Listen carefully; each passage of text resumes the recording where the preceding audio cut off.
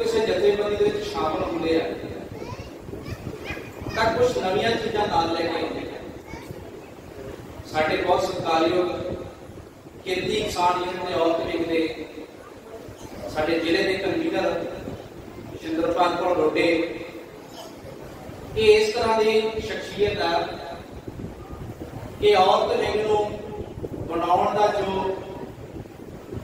एक विचार आया ਉਹਦੇ ਵਿੱਚ ਇਹਨਾਂ ਦਾ बहुत ਵੱਡਾ रोल है। अज बकायदा तौर पर किरती किसान यूनियन औरत विंग चल रहा है, ਇਹਦੇ ਵਿੱਚ ਇਹਨਾਂ ਦਾ बहुत ਵੱਡਾ रोल है। दूसरा आप देखते हैं कि जथेबंदी जो काम किया जाता है बहुत साथी है जोड़े आपके काम तक मतलब रखते हैं, पर इन्हों की खासियत यह है कि जोड़ा भी कोई बंदा जथेबंदी के नेड़े आता ये बड़ी छेती उस परिवारक जो रिश्ता जोड़ देंगे। बहुत घट लोगों से होता अज इस पंडाल के परिवार के जोड़े रिश्तेदार उन्होंने तो बिना जो जथेबंदियों के लोग चल के आए। मैं बाहर देख रहा कि हरेक बंदे के नाल उहदा कोई ना कोई परिवारक मैंबर जरूर चल के आया। ये इन्हां दी इस खासियत इस गुण करके है। तीसरा इन्हां दे काम करने का ढंग जिहड़ा बड़ा सुचज्जा। वैसा बंदा जिस तरह घर च विचरदा उस तरह ही जथेबंदी च विचरदा हुंदा। तुसीं इन्हां दे घर च जाके देखो, तुहानूं हर एक चीज़ जिहड़ी आपदे ठिकाणे ते पई हुई मिलूगी। तुहानूं घर च सफाई दी कोई, तुहानूं घर दा हर एक काम टाइम ते कीता होया मिलूगा। ये जिहड़ा एक परिवारक गुण नाल जथेबंदी च लैके आए आ, इस गुण करके इन्हां ने जथेबंदी के काम भी उस तरह ही करना शुरू किया। जथेबंदी के हर एक काम नूं समय ते ये निपरे चढ़ते तां इस गुणा की बदौलत कि पिछले 3.5-4 साल होए इन्हां दोनों साथियों को जथेबंदी शामिल होया बहुत सारा काम किया। साडे दा जथेबंदी च काम करने वाले बंदे की सब तो बड़ी प्राप्ति यह होती है कि तुहानूं प्रशासन जानन लगे। इस जिले का DC, इस जिले का SSP, इस जिले के DSP उन्होंने कोटिया के जोड़े नाम आ चमकौर सिंह रोडे ते शिंदरपाल कौर रोडे वालों के जोड़े नाम तो मैं इन्हां साथियों ये मुबारकबाद भी दूंगा कि तुसीं ये 4 साल जो काम किया। नाल ही तुहाडे सारिआं दा धन्नवाद करूंगा कि जिहड़ा तुसीं इस माता जी की अंतिम अरदास से इन्नी सोहनी हाजरी लवाई है। इस हाजरी ने भी इन्हां 2 साथियों का जिहड़ा हौसला है उन्होंने चौगना करना। सो मैं सारी किरती किसान यूनियन 30 बच्चों के मगर एक मंदबुद्धि बच्चा पंजाब के जिहड़ा है वो पैदा हो रहा है। ये खतरनाक हालत जिहड़ी बनी हुई है पंजाबियों के वास्ते बच्चा पैदा करना बहुत बड़ी गल बन गई। जगह जगह शहरों में जो टेस्ट ट्यूब बेबी सेंटर खुले आ वो पंजाबियों की होंद जी खतरे की गल है वो दर्शा रहे। इसका कारण साडा वो खेती मॉडल आ। अज समा नहीं क्या बात है नवियां चौड़ियां विचार करिए। सिर्फ 1-2 मोटियां गल्लां तुहाडे जरूर साझियां करना चाहांगे। ये खेती मॉडल के तहत जो सानू दिता गया जो खाता जो बीज जो स्प्रेयां बस वो बारे 2 गल्लां ने कि जेड़े विज्ञानियों ने बंब बनाया गोला बारूद बनाया उन्होंने ये कीटनाशक दवाइयां दे रहे स्प्रेयां बनाई। जेड़ियां फैक्ट्रियां च बंब बने उन्होंने फैक्ट्रियां च पेस्टिसाइड बने ने। तो इस करके जेड़े तैश नैश वाली समझ वाले लोग सीगे जो उन्होंने ये चीज़ां बनाइया ने ਉਹਦਾ नतीजा आज 50 साल बाद हरे इनकलाब के खेती मॉडल का जो नतीजा पंजाब होता है। ਜਿਹੜੀਆਂ चीज़ों की वरतों जंग के हुई है राउंड अप स्प्रे जी असी करते हैं मदीना के वास्ते जो वियतनाम से अमरीका ने हमला किया तो 2 करोड़ ਜਿਹੜੀਆਂ गैलन सीगा उन्होंने राउंड अप स्प्रे वियतनाम को कुचलने वास्ते वरती। ਜਿਹੜੀ चीज जंग च वरती गई हैगी आ कि वियतनाम की सारी फसल तबाह कर देनी है, वियतनाम के सारे जंगल तबाह कर देने हैं। जितों वियतनाम के गरीले अमरीका के खिलाफ आजादी की लड़ाई लड़ रहे सी तां ओहदा नतीजा अज तक भुगतिया जा रहा कि वियतनाम दे विच जो बच्चे पैदा हो रहे, किसी का हाथ नहीं है, किसी का नक नहीं है, किसी के फुल नहीं है।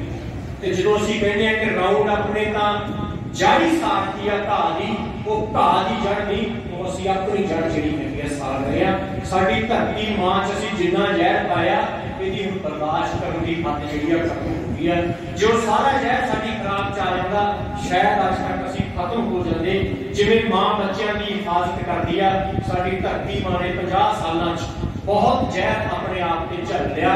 ते हुण इस मां की जिहड़ी उम्र हैगी आ, वो 10 तो 15 साल ज़्यादा है नहीं। ते जे असीं ना मुड़े तो पंजाब की हालत बहुत गंभीर होगी।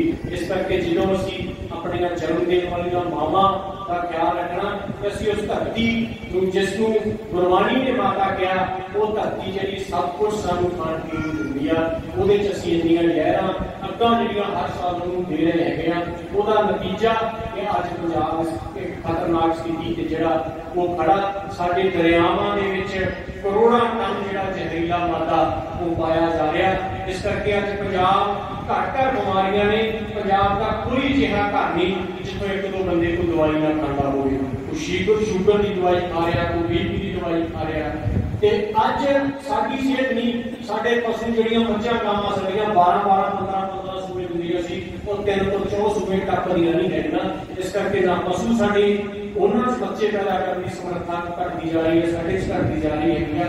इस करके अज असीं माता मुख्तियार कौर खान नूं जिथे श्रद्धांजलि देनी आ, उत्थे ही अपनी माता जी धरती माता हैगी आ, उहनूं बचाउण दे लई, इत्थों दी हवा नूं बचाउण दे लई, इहदे पाणीआं नूं बचाउण दे लई सानूं मैदान दे विच जिहड़ा नितरना पैना। और भाई चमकौर सिंह होरी, साडी भैन जिंदरपाल होरी ते समੁੱਚਾ परिवार भी जिथे ने अपनी माता जी की सेवा की है, इस धरती मां की सेवा के लिए भी लगे हुए हैं। पंजाब के विच इस हरेक तरह का खेती मॉडल बदलने की जरूरत है, और पंजाब के पानियों को भी जी है बचाने की जरूरत है।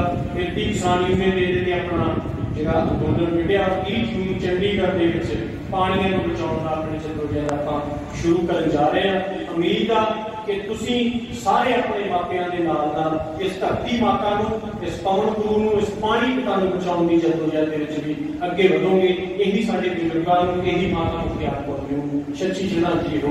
इन्नियां बेनतियां दा तुहाडा धन्नवाद। वाहिगुरू जी का खालसा, वाहिगुरू जी की